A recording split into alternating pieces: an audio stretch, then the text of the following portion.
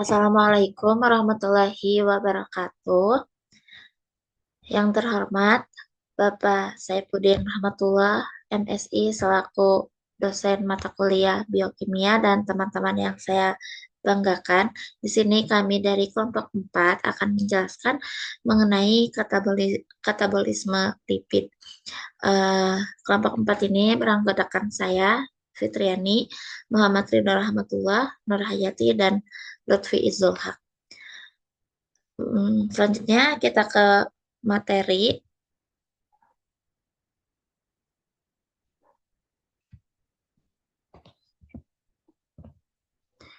Yang pertama yaitu pengertian lipid.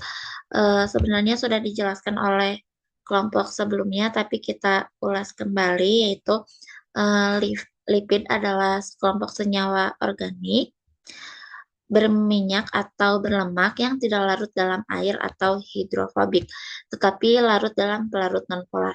Sebagai komponen vital, lipid berfungsi sebagai sumber energi utama, cadangan lemak tubuh, penyusun membran sel, serta membentuk hormon. Contohnya termasuk lemak, minyak, fosfolipid, dan kolesterol. Eh, Lipid itu terdapat berbagai jenis. Nah, termasuk ada TAG atau umumnya sering dikenal sebagai trigliserida dan fosfolipid. TAG ini adalah gliserol yang terikat dan pada campuran asam lemak jenuh dan tak jenuh. Fosfolipid ini biasanya terdiri dari dua asam lemak yang terikat pada gliserol dan terikat pada molekul polar. Seperti kolin melalui gugus fosfat. Pemeriksaan struktur TAG dan fosfolipid secara cermat menunjukkan bahwa terdapat produk turunan glukosa atau gliserol yang terikat pada asam lemak, rantai hidrokarbon panjang yang terdiri dari beberapa gugus asetil, dan menunjukkan bahwa dua jalur metabolisme yang terlibat dalam pembentukan TAG dan fosfolipid adalah glikolisis dan siklus TCA. Sintesis asam lemak terjadi di sitosol di mana terdapat rasio NADPH atau NADP+ yang tinggi untuk mendorong reaksi. Penambahan gliserol ke asam lemak untuk menghasilkan TAG dan fosfolipid terjadi di retikulum endoplasma. Boleh dilihat seperti gambar ini ada gambar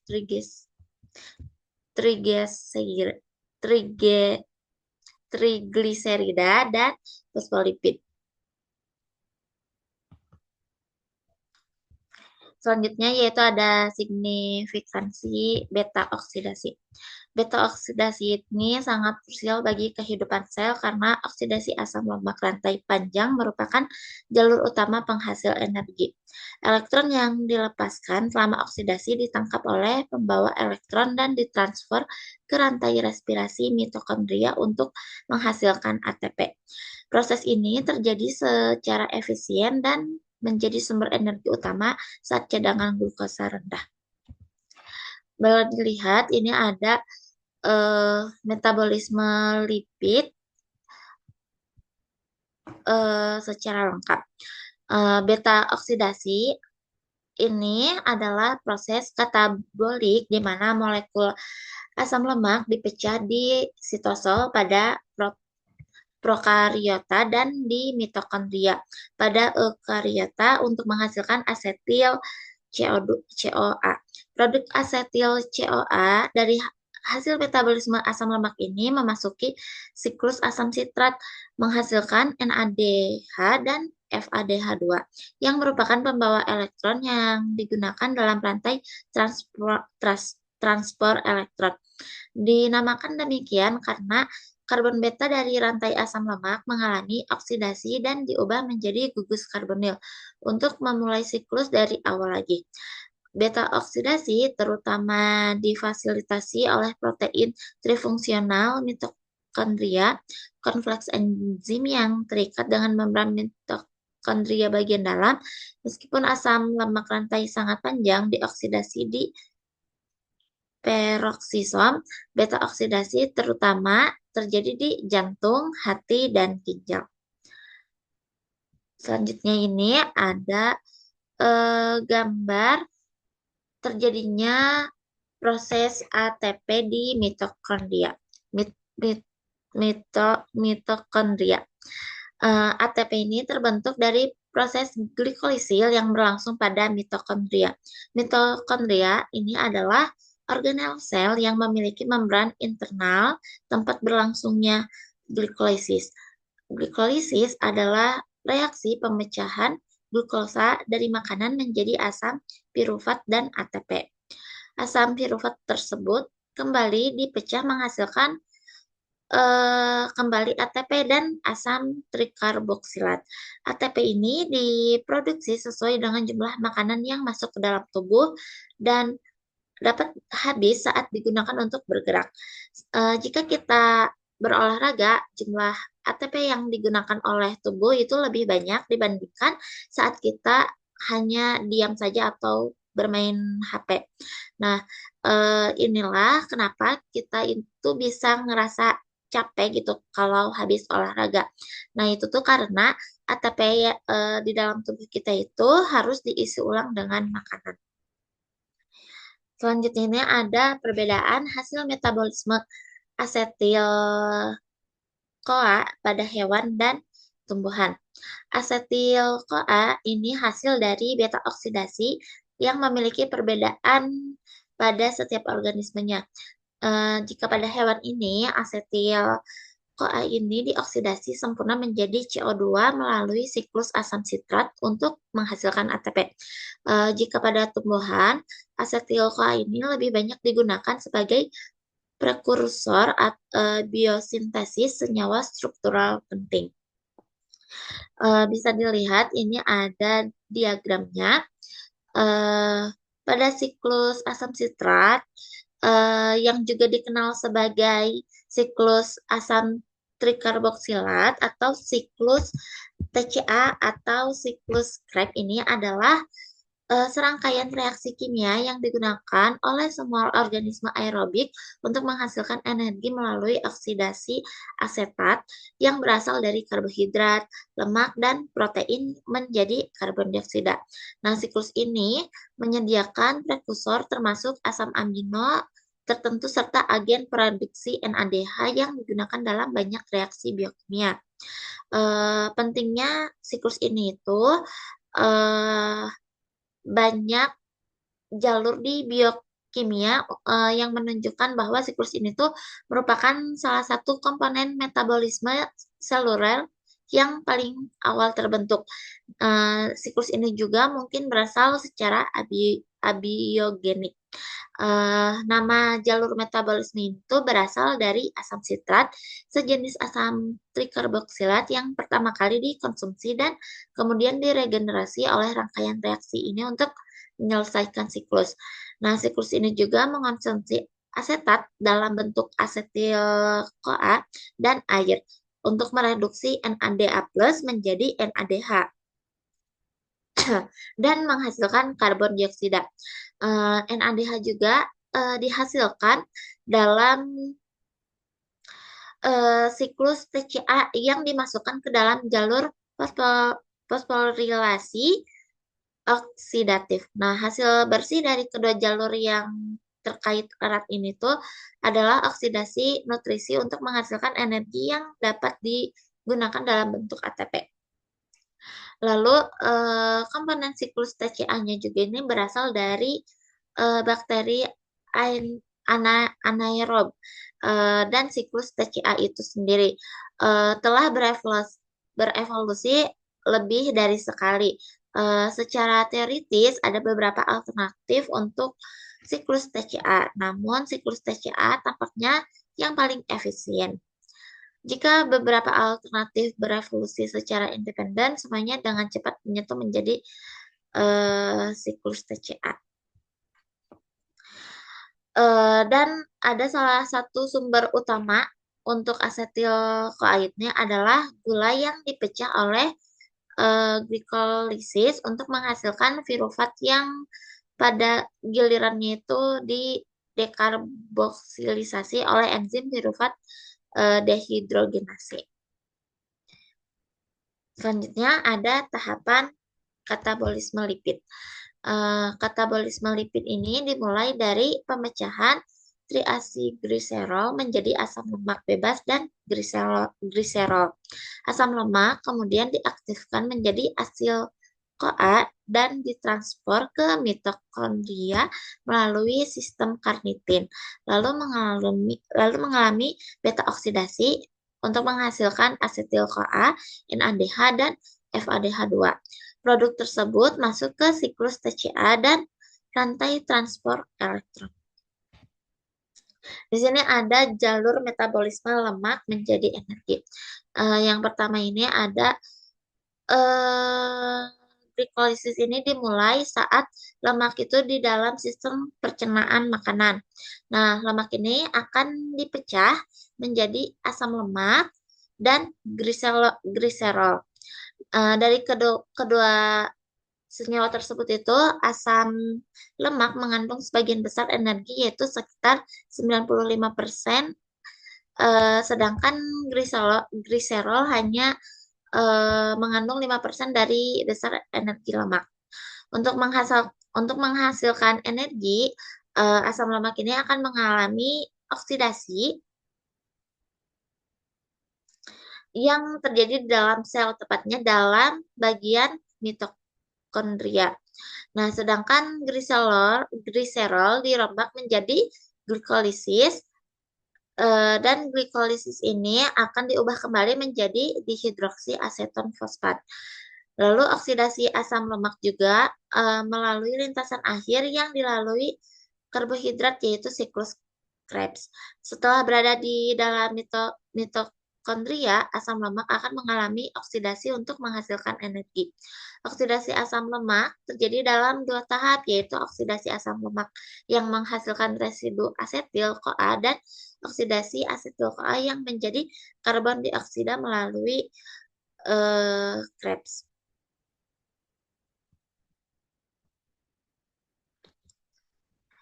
Selanjutnya ini ada tahapan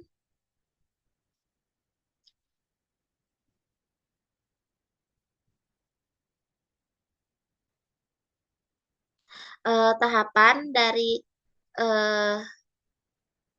TAG ke FA dan beta oksidasi dan menghasilkan ATP.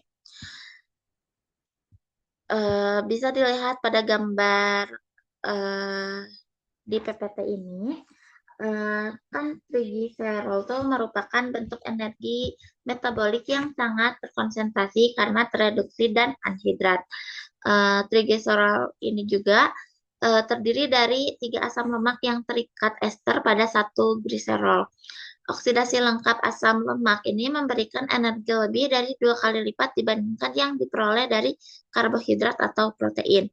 TAG juga memiliki toksisitas yang jauh lebih rendah dibandingkan asam lemak.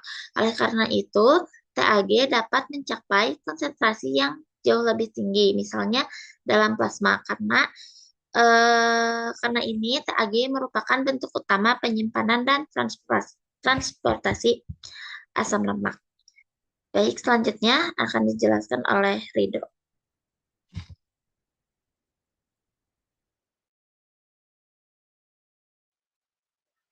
Oke, selanjutnya untuk tahapan-tahapan yang terjadi ketika metabolisme secara lebih rincinya lagi gitu.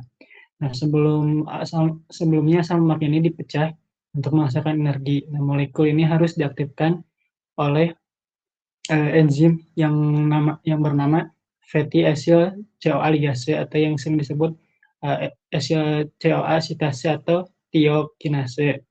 Nah, reaksi ini sangat penting karena ia memasangkan asam lemak bebas dengan koenzim A melalui ikatan tioester berenergi tinggi. Nah, enzim tiokinase ini memiliki tingkat spesifitas yang berbeda-beda untuk setiap jenis asam lemak. Terdapat enzim yang khusus bekerja pada asam lemak rantai pendek, rantai sedang, dan hingga rantainya yang asam lemak rantai panjang. Nah, aktivitas si asam lemak ini memerlukan inventasi energi dari ATP yang dipecah menjadi AMP dan pirofosfat atau PPI. Nanti dihasilkan eh, senyawa yang berupa asil KOA. Boleh di next.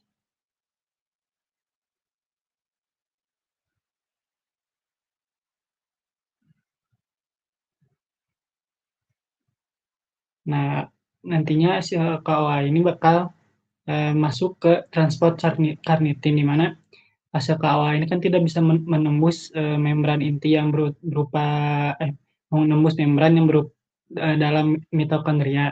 Nah, untuk bisa menembusnya itu mengalami transport karnitin, di mana organisme di mana pada transport karnitin ini menggunakan sistem ulang-alik karnitin, di mana enzim karnitin transferasi 1 atau CPT1 menempelkan karnitin ke asal KOA. Kemudian kompleks asal karnitin ini dipindahkan melalui membran oleh akila-karnit translocase atau CACT, dan akhirnya dikembalikan ke bentuk asal KOA dalam matriks mitokondria oleh CPT2. Jadi bisa dilihat ya pada gambar. Nah, untuk CPT1 itu yang sebelah kiri yang berwarna ungu. Nah, itu nantinya akan merubah si asil KOA ini menjadi eh, senyawa yang bisa menembus CACT. Nah, CACT itu yang berwarna biru di antara CPT1 sama CPT2. Nah, nanti sama CPT2 dikembalikan lagi ke bentuk awalnya itu asil KOA, tapi sudah berada di dalam matriks mitokondria. Boleh di next. Nah, pada matriks mitokondria ini terjadi beta oksidasi, di mana beta oksidasi ini adanya pemotongan berulang menghasilkan asetil CoA, dan pada beta oksida ini digunakan 4 tahap berulang, yaitu dehidrogenasi, hidrasi, dehidrasi kedua, dan tiolisis. Nah, setiap siklus ini menghasilkan 1 molekul asetil CoA. Boleh di next.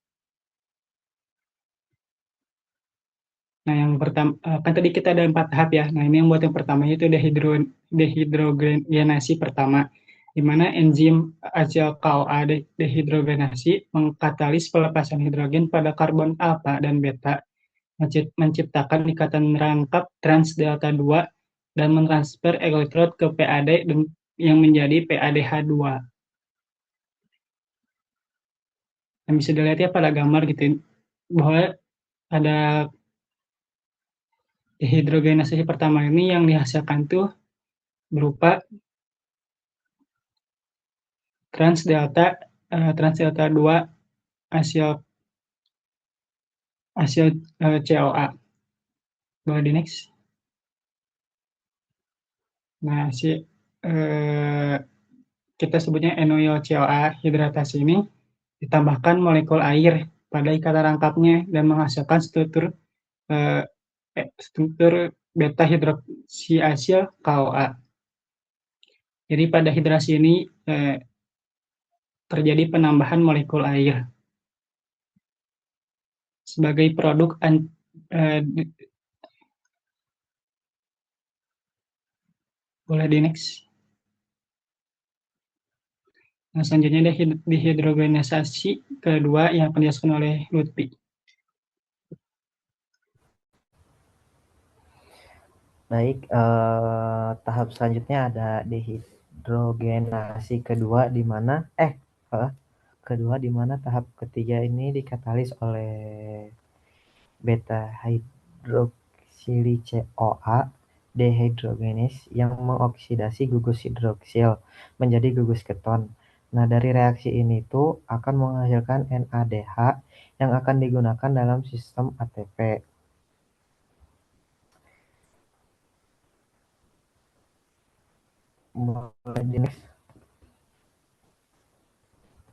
Lalu ada tahapan yang keempat, yaitu tahapan tiolisis atau tahapan pemotongan. Nah, pada tahap terakhir ini enzim tiolase memotong beta ketoasil KOA dengan penambahan KOA baru, di mana reaksi ini akan menghasilkan satu molekul asetil KOA dan asil KOA yang lebih pendek 2 karbon. Bisa dilihat pada gambar, jadi pemotongan di beta ketoasil KOA. Boleh di next. Nah, dari 4 tahapan sebelumnya menghasilkan hasil beta oksidasi, di mana proses beta oksidasi ini menghasilkan asetil KOH, NADH, dan FADH2. Nah, di mana asetil KOH ini tuh akan memasuki silkus THC atau silkus Krebs, sedangkan NADH dan FADH2 memasuki rantai transport elektron untuk menghasilkan ATP dalam jumlah besar. Nah, kemudian pada babak kedua ini tuh asetil KOH tersebut akan dioksidasi secara tuntas melalui siklus asam sitrat. Boleh selanjutnya? Nah, selanjutnya itu ada asam lemak tak jenuh, di mana asam lemak tak jenuh ini memiliki ikatan cis yang tidak dapat langsung masuk jalur beta oksidasi. Nah, oleh karenanya itu tuh diperlukan enzim tambahan seperti enoil COH isomerase dan dienoil reduktase untuk menambahkan konfigurasi menjadi bentuk trans. Nah, ikatan rangkap alami pada lemak tak jenuh ini umumnya berada pada konfigurasi cis yang tadi itu. Terus dan secara eksklusif hanya dapat menggunakan konfigurasi trans. Boleh di next. Nah, lalu ada asam lemak berkarbon ganjil. Sementara itu, oksidasi asam lemak tidak melulu bersinggungan dengan karbon berjumlah genap, tapi ada juga yang berjumlah ganjil. Oksidasi asam lemak berkarbon ganjil ini menghasilkan tantangan tersendiri pada putaran tiolase terakhir atau pada tahapan pemotongan terakhir. Oksidasi asam lemak berkarbon ganjil menghasilkan propionil KOA pada tahap akhir. Nah, propionil KOA ini kemudian dikonversi menjadi suksinil KOA melalui reaksi yang memerlukan vitamin B12 dan lalu akan memasuki siklus THC. Boleh di next. Nah, selanjutnya akan dijelaskan oleh rekan saya Nurhayati. Baik, selanjutnya itu terdapat regulasi katabolisme lipid yang diatur oleh malonil KA yang berfungsi sebagai penghambat enzim CPT1. Jika kadar malonil KA tinggi, enzim CPT1 ini akan terhambat sehingga asam lemak tidak dapat masuk ke mitokondria untuk mengalami beta oksidasi. Nah, itu tuh akibatnya pemecahan lemak menurun dan lemak lebih banyak disimpan. Dan sebaliknya, jika kadar malonil KOA ini rendah, CPT1 ini menjadi aktif sehingga asam lemak dapat masuk ke mitokondria dan dipecah menjadi energi. Dengan cara ini, tubuh dapat menyeimbangkan antara penyimpanan lemak dan penggunaan lemak sebagai sumber energi.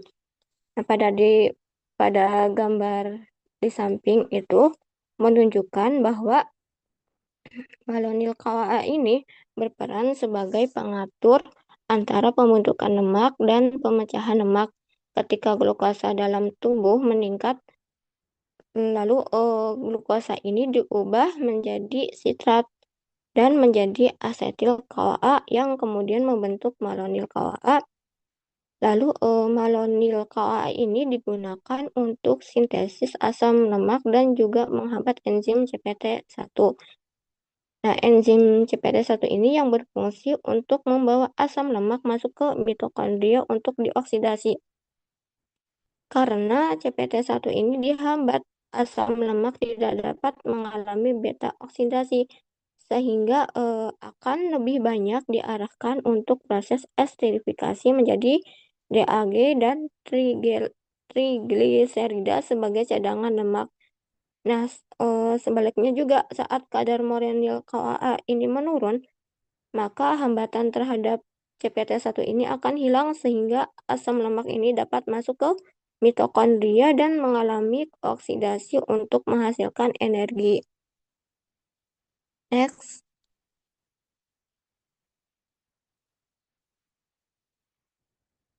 Selanjutnya itu gangguan klinis. Nah, gangguan oksidasi ini dapat terjadi karena mutasi genetik atau pengaruh zat beracun yang menghambat proses beta oksidasi. Jika beta oksidasi ini terganggu, tubuh ini tidak dapat memecah asam lemak untuk menghasilkan energi sehingga produksi ATP-nya itu akan menurun. Nah, akibatnya itu tubuh akan lebih banyak menggunakan glukosa sebagai sumber energi. Penggunaan glukosa yang berlebihan ini dapat menyebabkan kadar gula darah menurun atau juga sebagai hipoglikemia. Next. Selanjutnya itu ketogenesis. Nah, ketogenesis ini adalah proses pembentukan badan keton di hati ketika kadar glukosa rendah. Nah, pada kondisi ini tuh asetil CoA yang dihasilkan dari beta oksidasi asam lemak ini tidak masuk ke siklus TCA, tetapi diubah menjadi badan keton. Lalu badan keton yang terbentuk itu yaitu asetoasetat, beta hidroksibutirat, dan aseton. Senyawa ini kemudian dilepaskan ke darah dan digunakan oleh jaringan seperti otot dan otak sebagai sumber energi alternatif. Pada gambar di samping tersebut itu menunjukkan bahwa proses ketogenesis ini dalam pembentukan badan keton dari asetil CoA di hati ketika tubuh kekurangan glukosa. Nah, misalnya saat puasa atau kelaparan. Nah, prosesnya itu dimulai ketika dua molekul asetil CoA ini bergabung membentuk asetoasetil CoA dengan bantuan enzim asetoasetil CoA sintesis. Selanjutnya itu asetoasetil CoA ini akan bereaksi lagi dengan asetil CoA yang membentuk HMG CoA melalui enzim HMG CoA sintesis ini kemudian akan dipecah oleh enzim HMG CoA iase menjadi asetoasetat dan asetil CoA. Nah, lalu asetoasetat yang terbentuk itu akan memiliki dua kemungkinan. Yang pertama, direduksi oleh enzim dehidrogenasi menjadi beta hidroksibutirat. Lalu asetoasetat ini dapat berubah secara spontan atau juga disebut dengan non-enzimatik menjadi aseton. Keduanya itu senyawa tersebut merupakan asetoasetat, beta hidroksibutirat, dan aseton. Nah, itu tuh disebut sebagai badan keton yang digunakan sebagai sumber energi alternatif oleh jaringan tubuh seperti otak dan otot ketika glukosa rendah. Next.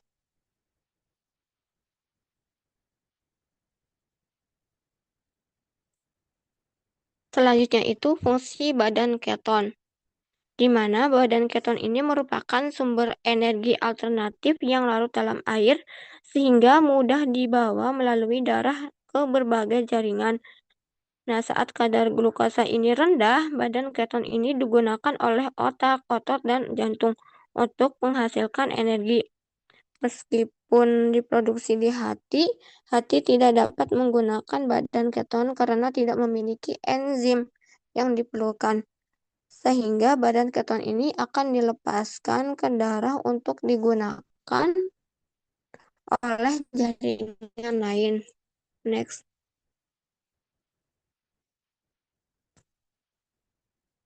Selanjutnya itu kesimpulan. Nah, di kesimpulan ini, katabolisme lipid merupakan jalur utama penghasil energi melalui beta oksidasi. Lalu proses ini juga akan menghasilkan asetil CoA, NADH, dan FADH2 yang menghasilkan ATP dalam jumlah besar. Nah, saat glukosa rendah, asetil CoA ini digunakan untuk pembentukan badan keton sebagai sumber energi alternatif.